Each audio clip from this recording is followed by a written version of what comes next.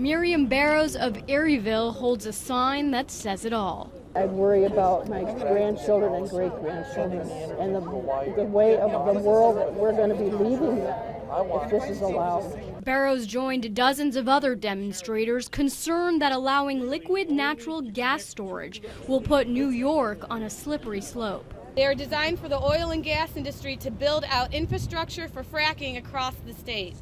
Worse still, the regulations are woefully inadequate and put the health and well-being of New Yorkers at risk. If liquid natural gas, or LNG, isn't stored at the correct temperature, it can undergo a rapid phase change, and critics say it can become extremely dangerous. At that point, an LNG facility becomes a bomb, and it can take out an area with a flaming vapor cloud up to, depending on how large it is, a half a mile or more. But the DEC says if handled correctly, LNG is no more dangerous than any other fossil fuel.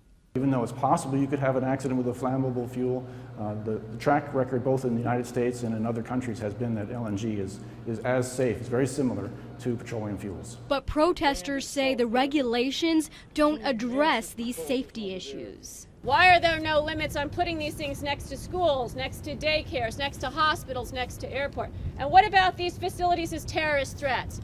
There is nothing in the regulations that talk about any of those issues. For its part, the DEC says those issues are already outlined in national standards, which New York permit holders will have to adhere to. Even though the regulation doesn't have many details, those details are all through the standards that people who want to get a permit are required to follow. In today's informational session, DEC officials outlined the new regulations and took questions. However, a formal public hearing will take place on October 30th at the DEC headquarters in Albany.